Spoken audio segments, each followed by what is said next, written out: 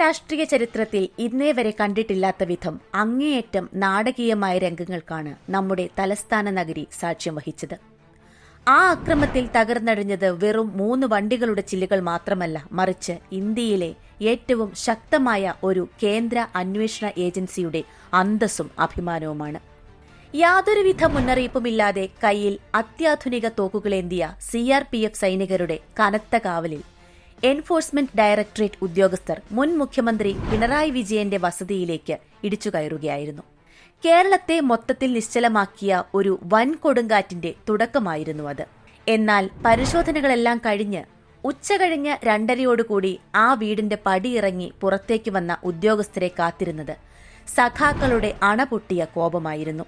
തെരുവിൽ ചോരപ്പുഴ ഒഴുക്കി ഒരു വലിയ കലാപം സൃഷ്ടിക്കാനുള്ള കൃത്യമായ ആസൂത്രണങ്ങളാണ് അവിടെ നടന്നത്. ഇനി ഈ അക്രമം കാണിച്ച കുട്ടി സഖാക്കൾക്ക് സൂര്യപ്രകാശം പോലും കാണാൻ കഴിയാത്ത വിധം അഴിക്കുള്ളിലാക്കാൻ പോകുന്ന ആ ശക്തമായ കേന്ദ്ര നിയമം എന്താണ്? പിണറായി വിജയന്റെ മകൾ വീണ വിജയന്റെ മാസപ്പടി കേസിൽ നിന്ന് തുടങ്ങിയ ഈ റെയ്ഡ് നാടകങ്ങൾ ഒടുവിൽ ചെന്നെത്താൻ പോകുന്നത് എവിടെയായിരിക്കും? കേരളം ഇന്ന് ഒരേ മനസ്സോടെ ചർച്ച ചെയ്യുന്ന ആ വലിയ രാഷ്ട്രീയ മഹായുദ്ധത്തിന്റെ അണിയറ കഥകളിലേക്ക് നമുക്കൊന്ന് കണ്ണോടിക്കാം. നമുക്കെല്ലാവർക്കും അറിയാവുന്നതുപോലെ പിണറായി വിജയൻ എന്ന രാഷ്ട്രീയ നേതാവിന്റെ വളർച്ചയും വിവാദങ്ങളും എപ്പോഴും ഒപ്പത്തിനൊപ്പമായിരുന്നു നടന്നിട്ടുള്ളത്. 2016 മുതൽ 2026 മെയ് മാസം വരെയുള്ള അദ്ദേഹത്തിന്റെ 10 വർഷത്തെ ഭരണകാലയളവിൽ സമാനതകളില്ലാത്ത അഴിമതി ആരോപണങ്ങളാണ് ഒന്നിനു പുറകെ ഒന്നായി ഉയർന്നുവന്നത്. അദ്ദേഹം വൈദ്യുതി മന്ത്രിയായിരുന്ന കാലത്തെ ലാവ്ലിൻ അഴിമതി മുതൽ ഏറ്റവും ഒടുവിൽ കേരള രാഷ്ട്രീയത്തെ പിടിച്ചുലച്ച മാസപ്പടി കേസുവരെ നീളുന്നതാണ് ആ പട്ടിക. എന്താണ് യഥാർത്ഥത്തിൽ ഈ മാസപ്പടി കേസ് എന്ന് നമുക്കൊന്ന് പരിശോധിക്കാം. CMRL എന്ന കരിമണൽ കമ്പനിയിൽ നിന്നും മുൻ മുഖ്യമന്ത്രിയുടെ മകൾ വീണ വിജയൻ 1,72,00,000 രൂപ മാസപ്പടിയായി കൈപ്പറ്റിയെന്ന് കണ്ടെത്തിയത് ഇൻകം ടാക്സിന്റെ ഇന്ററിം സെറ്റിൽമെന്റ് ബോർഡ് ആണ്.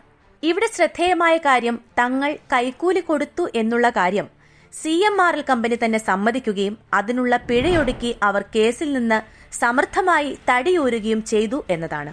എന്നാൽ നിയമത്തിന്റെ കൈകൾ അവിടെ കൊണ്ടൊന്നും അന്വേഷണം അവസാനിപ്പിച്ചില്ല.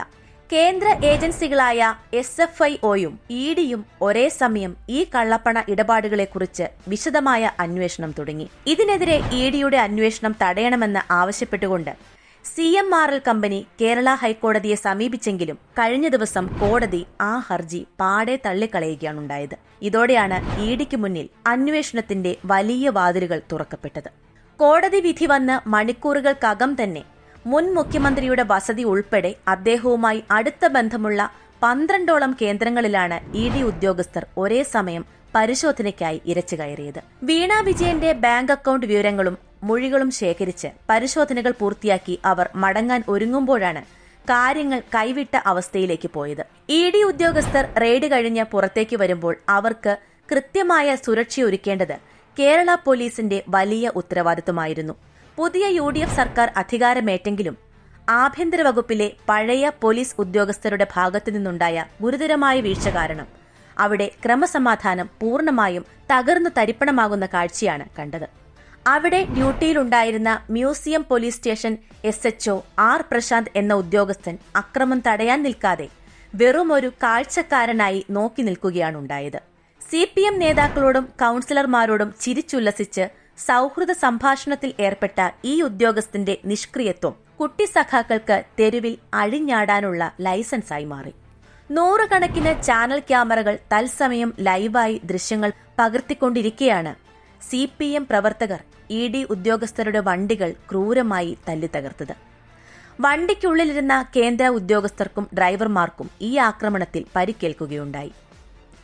വണ്ടികൾ ആക്രമിക്കപ്പെടുന്നത് കണ്ടിട്ടും CRPF സൈനികർ തങ്ങളുടെ അത്യാധുനിക യന്ത്രത്തോക്കുകൾ കൈകളിൽ മുറുക്കി പിടിച്ചു നിൽക്കുകയായിരുന്നു. വേണമെങ്കിൽ അവർക്ക് സ്വയരക്ഷയ്ക്കായി അവിടെ വെടിയുതിർക്കാമായിരുന്നു. യഥാർത്ഥത്തിൽ CPM നേതാക്കൾ മനസ്സിൽ ആഗ്രഹിച്ചതും അതുതന്നെയായിരുന്നു. വോട്ടുകൾ നഷ്ടപ്പെട്ട് ഭരണം കയ്യിൽ നിന്നും പോയി നാണം കെട്ട് നിൽക്കുന്ന ഈയൊരു സാഹചര്യത്തിൽ കേരളം തിരിച്ചുപിടിക്കാൻ അവർക്ക് അടിയന്തരമായി കുറച്ച് രക്തസാക്ഷികളെ ആവശ്യമുണ്ടായിരുന്നു. 4 or 5 പാവപ്പെട്ട സഖാക്കൾ അവിടെ വെടിയേറ്റ് മരിച്ചാൽ ആ മൃതദേഹങ്ങളുമായി തെരുവിൽ വലിയ വികാരം ഇളക്കിവിടാമെന്ന് അവർ കണക്കുകൂട്ടി. പക്ഷേ ധീരരായ CRPF സൈനികർ ആ കെണിയിൽ വീണില്ല. അവർ അങ്ങേയറ്റം ആത്മസംയമനം പാലിക്കുകയാണ് ചെയ്തത്. ED ഉദ്യോഗസ്ഥർക്ക് നേരെ ഇത്തരമൊരു ക്രൂരമായ ആക്രമണം ഇന്ത്യയിൽ ആദ്യമായിട്ടല്ല സംഭവിക്കുന്നത്. ഇതിനു മുൻപ് 2024 ജനുവരി മാസത്തിൽ പശ്ചിമ ബംഗാളിലെ സന്ദേശ് ഖാലിയിൽ തൃണമൂൽ കോൺഗ്രസ് ഗുണ്ടാത്തലവൻ ഷാജഹാൻ ഷെയ്ഖിന്റെ ആൾക്കാർ ഇതേപോലെ ED ഉദ്യോഗസ്ഥരെ ക്രൂരമായി ആക്രമിച്ചിരുന്നു. അന്ന് ആക്രമണത്തിന് ശേഷം 55 ദിവസത്തോളം ഒളിവിൽ കഴിഞ്ഞ ഷാജഹാനെ ഒടുവിൽ CBI കൃത്യമായി പൊക്കി അകത്തിട്ടു. അതിന്റെ കൃത്യമായ ഒരു രണ്ടാം പതിപ്പാണ് ഇപ്പോൾ കേരളത്തിലും അരങ്ങേറാൻ പോകുന്നത്. CPM ജില്ലാ സെക്രട്ടറി V. ജോയിയുടെ നേതൃത്വത്തിൽ പ്രതികളെ സംരക്ഷിക്കാൻ പാർട്ടി ഓഫീസിനു മുന്നിൽ മസിൽ പിടിച്ചു നിന്നെങ്കിലും പോലീസിന് ലഭിച്ച വെറും 5 പ്രതികളിൽ ഈ കേസ് ഒതുങ്ങിത്തീരില്ല. കണ്ടാൽ അറിയാവുന്ന 300ഓളം പേർക്കെതിരെയാണ് നിലവിൽ വധശ്രമത്തിന് കേസെടുത്തിരിക്കുന്നത്. നിങ്ങളൊന്ന് ചിന്തിച്ചു നോക്കൂ. ഔദ്യോഗിക കൃത്യനിർവഹണത്തിനിടയിൽ രാജ്യത്തെ കേന്ദ്ര അന്വേഷണ ഉദ്യോഗസ്ഥരെ വധിക്കാൻ ശ്രമിച്ചാൽ ചുമത്താൻ പോകുന്ന വകുപ്പ് സാധാരണ വകുപ്പൊന്നുമല്ല. അത് UAPA എന്ന അതിശക്തമായ ഭീകരവിരുദ്ധ നിയമമാണ്.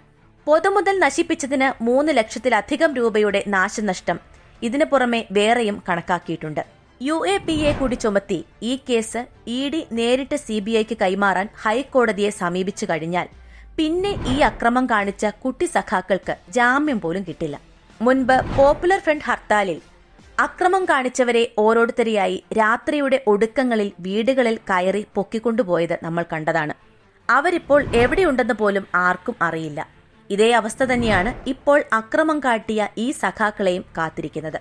ഇവിടെ മറ്റൊരു പ്രധാന രാഷ്ട്രീയ തിരിവ് നടക്കുന്നത് നമ്മുടെ രാജ്യതലസ്ഥാനമായ ഡൽഹിയിലാണ്. VD സതീശൻ ഡൽഹിയിൽ മാധ്യമപ്രവർത്തകരുടെ ചോദ്യങ്ങളിൽ നിന്നും ചിരിച്ചുകൊണ്ട് ഒഴിഞ്ഞു മാറിയപ്പോൾ CPM ആരോപിക്കുന്നത് സതീശൻ പ്രധാനമന്ത്രി മോദിയുമായി അവിശുദ്ധ കൂട്ടുകെട്ടുണ്ടാക്കി എന്നാണ്. പക്ഷേ കേരളത്തിലെ ഇപ്പോഴത്തെ ആഭ്യന്തരമന്ത്രി രമേശ് ചെന്നിത്തല കാര്യങ്ങൾ വ്യക്തമായി പറഞ്ഞു കഴിഞ്ഞു.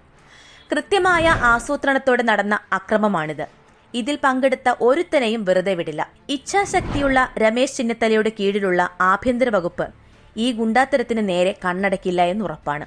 പ്രതിപക്ഷത്തിരുന്ന ബംഗാൾ മോഡലിൽ ഇവിടെ അരാജകത്വം സൃഷ്ടിക്കാൻ നോക്കിയാൽ സകല സഖാക്കളും അഴിക്കുള്ളിലാകും എന്നതിൽ യാതൊരു സംശയവുമില്ല. 10 വർഷം പിണറായി വിജയൻ ഭരിച്ചതുകൊണ്ടും സകല കേസിൽ നിന്നും എങ്ങനെയൊക്കെയോ ഊരിപ്പോന്ന ചരിത്രമുള്ളതുകൊണ്ടും തങ്ങളെ ആരും തൊടില്ല എന്ന് കുട്ടി സഖാക്കൾ ഇപ്പോഴും കരുതുന്നുണ്ടാകും. പക്ഷേ കേന്ദ്രസേന ഇപ്പോൾ ആ അക്രമത്തിൽ പങ്കെടുത്ത ഓരോരുത്തരുടെയും ജാതകം കൃത്യമായി പരിശോധിക്കുകയാണ്. നാടിനു പുറത്തുപോയി വലിയ ബിസിനസ്സുകളും കള്ളപ്പണ ഇടപാടുകളും നടത്തുന്ന വലിയ നേതാക്കളുടെ മക്കൾക്കു വേണ്ടിയാണ് ഈ പാവപ്പെട്ട അണികൾ തെരുവിലിറങ്ങി തല്ലുകൂടുന്നതും ജയിൽ ശിക്ഷ ഇരുന്നു വാങ്ങുന്നതും. വളരെ ഗൌരവമുള്ള ക്രൂരമായ ക്രിമിനൽ കുറ്റങ്ങൾ ചെയ്യുകയും അക്രമങ്ങൾക്ക് നേതൃത്വം നൽകുകയും ചെയ്ത CPM പ്രവർത്തകരെ ഒട്ടും വൈകാതെ പിടികൂടി ജയിലിലടയ്ക്കാൻ നമ്മുടെ കേരള പോലീസ് തയ്യാറാകണം. അതിന് പോലീസ് മടിക്കുകയാണെങ്കിൽ പ്രതിപക്ഷത്തിരുന്നുകൊണ്ട് കേരളത്തിൽ എന്തും ചെയ്യാം, എന്ത് തെമ്മാടിത്തരവും കാണിക്കാമെന്ന് CPMന് നമ്മൾ തന്നെ ഒരു ലൈസൻസ് ഒപ്പിട്ട് നൽകുന്നതിന് തുല്യമായിരിക്കും അത്. കൂടുതൽ രാഷ്ട്രീയ വിശകലന വീഡിയോകൾക്കായി ചാനൽ സബ്സ്ക്രൈബ് ചെയ്യുക.